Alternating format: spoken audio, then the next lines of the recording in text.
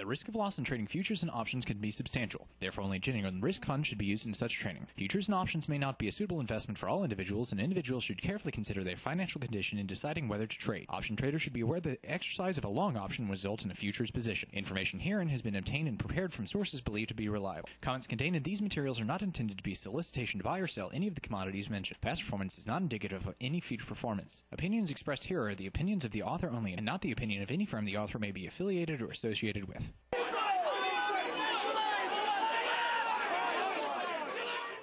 Welcome back to Commodity Classics. I'm Michael Yorba, your host. Thanks for joining us. We're going to bring James Kelly on right now, and with this segment, we're going to get into some of his charts, and then I also refer to some of these letters, some of these questions I have in his recent newsletter. But before we do that, let's ask some questions or let the audience ask some questions of James. First, James, are you still short on the gold market? Is what they want to know. Yes, I am. I think, we called the top in gold very accurately, and we said that our target down would be, at least 850, 820 in that area. That's our first leg down target. We haven't achieved that yet. We've come close, but, we're of the belief that the gold cycle is over and that we're in basically a fairly significant correction that's going to last several months. So, we have to be very careful here. I mean, so I guess I should say I'm a little bit nervous as a bear. You never want to be too overzealous or audacious or arrogant. Let's face it, we've had an incredible commodity market in oil, and the gold traders, could all of a sudden go into a frenzy. So you need to watch the charts carefully. There is such a thing as a cycle inversion, so we can invert a cycle. We all know that we can manipulate a cycle if we have, lower interest rates or more monetary stimulus. This could lower the value of the U.S. currency, and it could cause gold to take off again. But we don't forecast that. We forecast basically a very serious correction in gold, and we've been that way for a long time. And so to answer your question is, yes, we are still short. Okay. One more question before I get back into the newsletter, and then let's start moving through these charts as quickly as possible. Aussie Pete wants to know, isn't the idea to slow down domestic spending? And he also wants to know, is the U.S. domestic spending slowing? Is savings slowing? I think savings probably at rock bottom. Spending. The problem is spending. Oh, spending. Oh, consumer spending. Sorry, misheard. Consumer spending is going to change. I think, consumers change slowly, but clearly, yes, spending, I think, is slowing. That doesn't mean you're going to see it across the board. For instance, there is such a thing as what we call a trickle-down effect. So, you may see Nordstrom's, and you may see a Nordstrom's or a high-end store, a Saks Fifth Avenue type of store. All of a sudden, they're going to be at maybe a JCPenney. The JCPenney shoppers may end up at, say, a Walmart. So, I think Walmart, for instance, at the bottom of the chain, could actually see higher sales. So you have to be very careful when you talk about consumer spending. But I clearly think the big expensive SUVs, the luxury cars, sometimes those won't slow down because millionaires have spending habits where they can always spend. But for the large amount of the population, the typical consumer, I think you will see less money in the pocketbook this year, and consumer spending will in fact slow, which will be another drag on the economy. Because after all, things are costing more. I mean, if you have higher prices to pay at the pump, you have to take that money out from some other place. Okay. Now, getting into the newsletter briefly, I noticed that KRTT will soon put out its most historic forecast in many years. What are the general topics you're going to talk about? I mean, obviously you want to leave a little suspense for the newsletter, but give us a... Yeah, for sure. That's a great question. Yeah, that's correct. We are going to put out it's probably the most historic because we don't get a chance to put out long-term cycle. But generally speaking, to answer your question, Michael, it's going to be on the cost of money. So, the cost of money has tremendous impact. It impacts real estate, impacts the stock market, impacts the bond market, impacts the currency markets. So the cost of money we see is going to rise here. We see the end of a credit cycle that's been loosening for a long time, and clearly that is not a good scenario for a lot of people. So if you don't adjust your thinking for that new cost of money, you can lose a lot of your wealth quite rapidly. So it is a historic forecast, and we will be talking about that in future weeks and months ahead, that the cost of money is going to rise. Okay. All right, let's get into the charts. But before we do that, I just want to put a little statement out there to everybody. I read Jim's most recent newsletter, and I wholeheartedly suggest that you, if it's free, you get your hands on it and read it, because he comes up with some remarkable statements that kind of just connect the dots and make you think a little bit. Now, let's get into this S&P chart that you sent to us. Let's start off with that and get your forecast out here. Go ahead. There you go. Yeah, the first chart really that's up on the screen there for your viewers is the long term. This is a very long period. It's going all the way back to the low of 2002, and you can see that the market rallied for a period of 5 years. Now, stocks don't go up indefinitely. This is a very long rally in the S&P, and just like a human needs to go to bed and have a rest once in a while and sleep so that we can recharge, some of these corrections are very healthy. This, of course, is the cyclical nature of, a boom-bust economy and a boom-bust stock market. So what we've got here is the trend fell out of the channel, and you can see that uptrend is now over. We had a very serious correction, of course. We called it a subprime meltdown. We had, you might say, a double bottom in January and another test in March, but so far recently we have been drifting higher. And this, of course, is what we call a complex correction.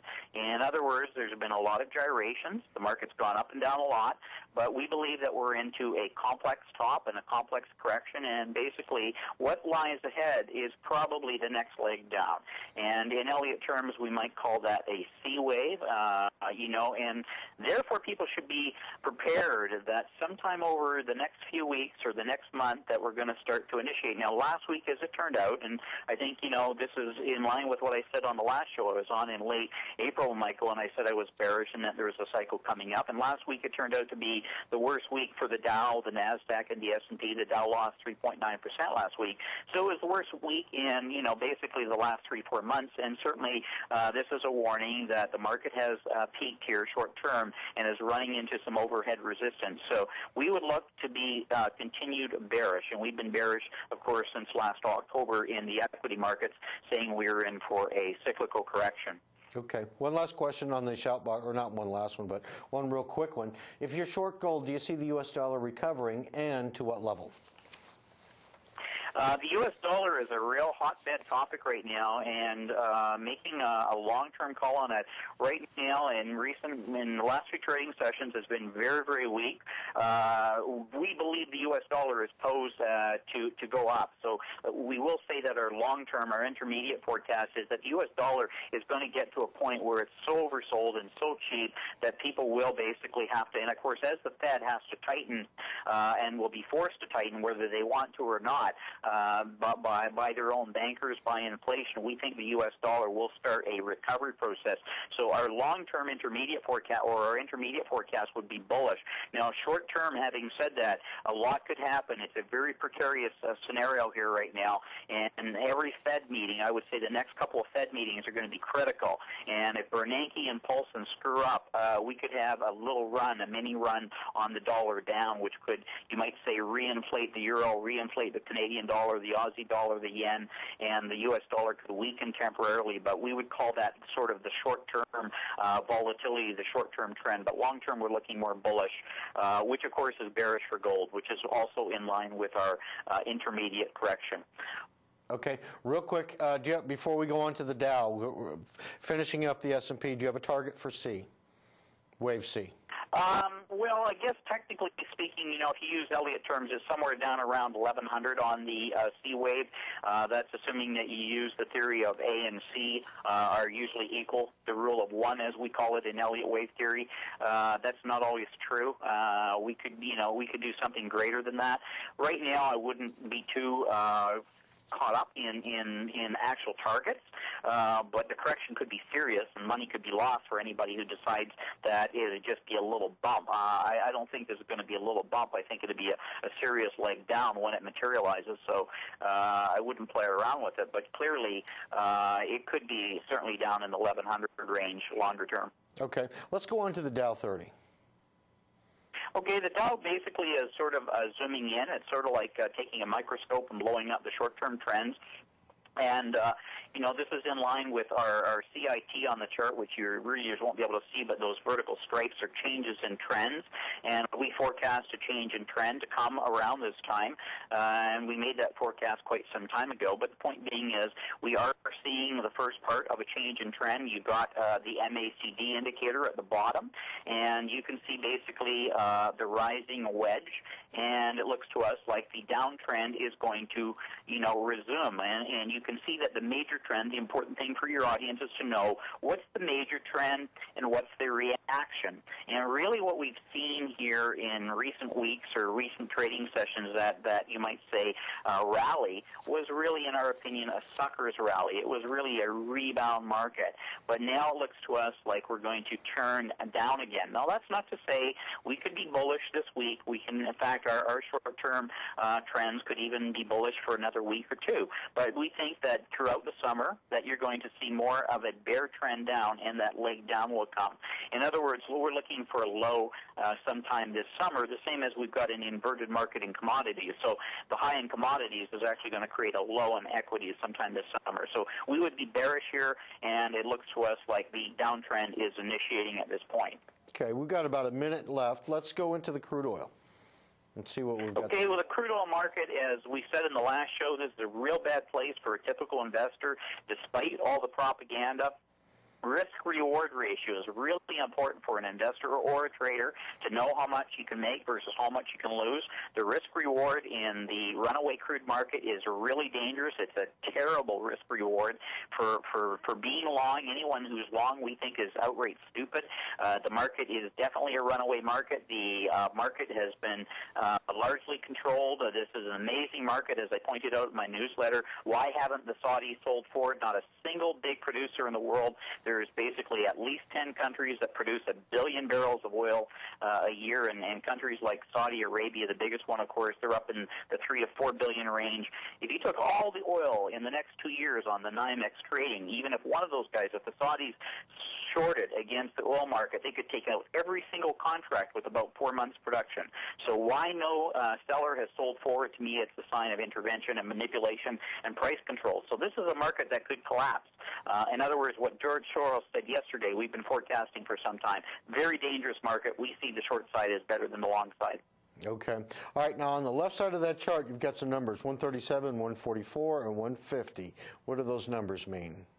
Well, those are basically the risk-reward ratios. You know, right now we're around the 130, so if a person wanted to say, well, what's my upside, you could make a few bucks, but basically your first downside target is 116. So again, here's the point. You can lose more than you can make, and when you can lose more than you make, it's a bad trade. So anyone who's long this market right now, it's amazing, and I just can't believe that the big multinational producers in the world haven't sold forward. This looks like a very controlled, manipulated market. And last week we had the Senate Judiciary Committee asking questions of oil executives. They should also be asking President Bush and Bernanke and Paulson what's going on and why no one is selling forward here in this market. But this is a market that when one of those producers steps up to the plate, this is a market that could implode. Okay, got it, got it. So if it went to 150, you're saying the downside target is 90. Is that what? Absolutely. Okay. And okay. so absolutely. All right. James, thank you so much for coming on to the show today. I sincerely appreciate the newsletter. It's great reading. And also the market forecast and your charts are always so descriptive, such straight talk. I really appreciate that, James. My pleasure, Michael, to you and your audience. Thank you so much. All right, that was James Kelly, Senior President of KRTT. He'll be back later. We'll be talking to you some other time. Thanks so much. I'm Michael Yorba.